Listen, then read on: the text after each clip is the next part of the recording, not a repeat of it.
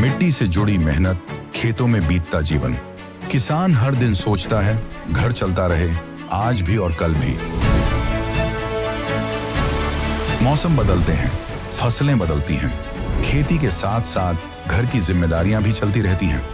भविष्य की इन्हीं जिम्मेदारियों को पूरा करती है एनपीएस, जो किसानों के कल को नया भरोसा और पेंशन की पक्की गारंटी देती है।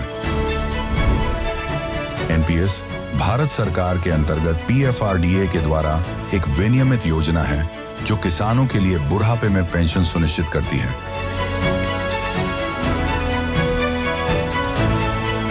एनपीएस खाता खोलने के लिए अपने नजदीकी सीएससी से संपर्क करें या 1800-1107-08 पर कॉल करें। पेंशन की पक्की गारंटी के लिए एनपीएस जरूरी है। ये बहुत गहरा विषय है और संवेदनशील भी है।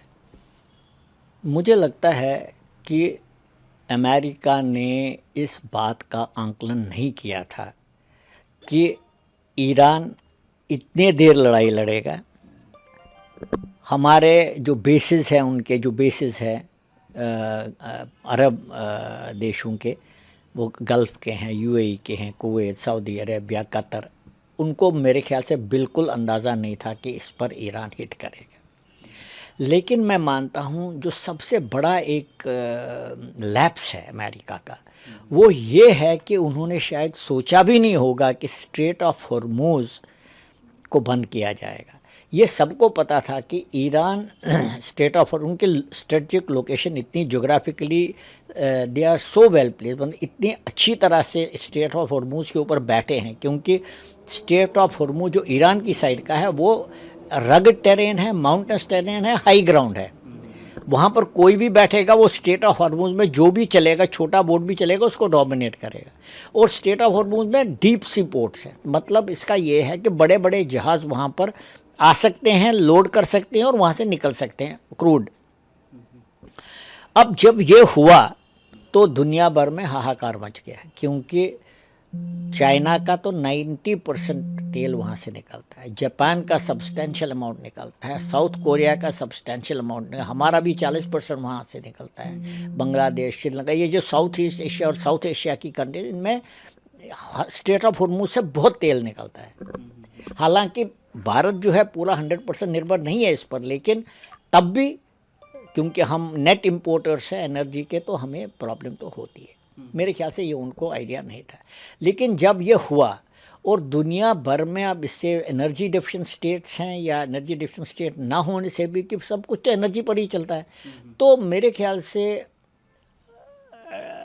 यूनाइटेड स्टेट्स के पास भी या इजराइल के पास भी तो मैसेज चला गया होगा, भाई आपने ये क्या कर दिया, स्ट्रेट ऑफ हॉर्मूज़ को तो बंद ही करा दिया आपने।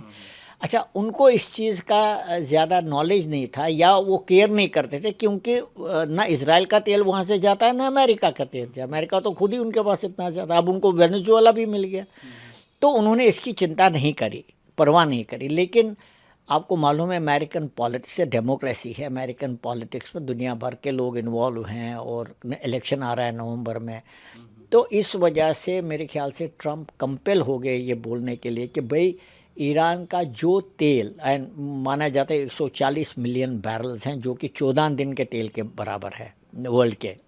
उन्होंने बोला जो ओपन सीज में है वो हम सैंक्शन लिफ्ट करते हैं, इसको जाने जो खरीदेगा बेच दो। ये हुआ, तो इस वजह से वो सोचते हैं कि अगर 14-15 दिन की मोहलत उनको मिल गई तो उन 14-15 दिन में शायद वो जंग का कुछ ऐसा बदलाव, रिज़ल्ट ऐसा आएगा कि स्ट्रेट ऑफ हॉर्मूज़ को जो वो खोलेंगे। आपको मालूम है वहाँ पर अमेरिका ने पहले भी 2,500 मरीन्स वहाँ जापान से मंगा दिए, अब आज की न्यूज़ आ रही है कि और भी मरीन मंगा रहे हैं। तो ये मुझे लगता है ये पूरे मरीन जो है खरग आइलैंड और स्ट्रेट ऑफ हॉर्मूज़ को ओपन करने के लिए है।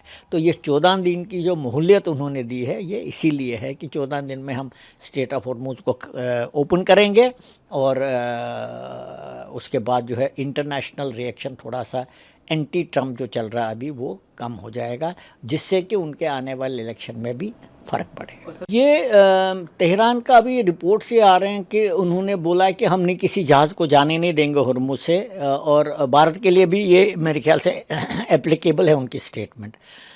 लेकिन पॉइंट ये है कि स्ट्रेट ऑफ हुर्मुज में जो टैंकर लोडेड है वो तो वैसे ही नहीं जाने देते थे। ये तो ओपन सीज में जो निकल गए वहाँ से, जो ओपन सीज में घूम रहे हैं उनके लिए रियायत थी। लेकिन अगर इंडिया ने बातचीत करी है, जैसे आपने देखा आज प्रधानमंत्री ने बेज़ेक्शन से बात की है, प्रेसिडेंट ईरान के साथ बात करी है, तो अगर आपस में उनका बीच में कुछ हुआ होगा, फैसला हुआ होगा, कुछ कंप्रोमाइज़ हुआ होगा, कुछ एक्सेप्टेंस हुआ होगा, मेरे ख्याल से बातचीत उसी लिए हुई थी। अभी जो न्यूज़ आ रही है कि ईरान ने अटकनें लगाई हैं, इसमें ऑब्स्टेकल क्रिएट कर रहे हैं, शायद वो उसी को रिमूव करने के लिए होगा।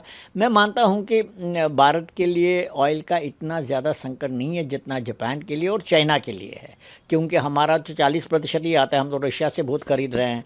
और लेकिन उसके बावजूद क्योंकि हमारी रिलेशंस तेहरान के साथ बहुत अच्छी हैं, और लॉन्ग टर्म में अगर सोचे तो हमारे नज़दीक है ईरान, तो हमारी रिलेशन सिविलाइजेशनली भी बहुत स्ट्रॉन्ग है। तो मैं मानता हूँ इंडिया की जो ये समस्या दूर हो जाएगी और इंटरनेशनल प्राइसेस में भी इसका काफ़ी असर पड़ेगा, जिससे ट्रम्प की जो विरोध में खड़े हैं लोग वो शायद थोड़ा नरम हो जाएंगे, और उनके इलेक्शन जो आ रहे हैं नवंबर उसमें शायद फ़र्क पड़े। यही ट्रम्प का एक बहुत बड़ा इसमें रीज़न है, वजह है इसकी।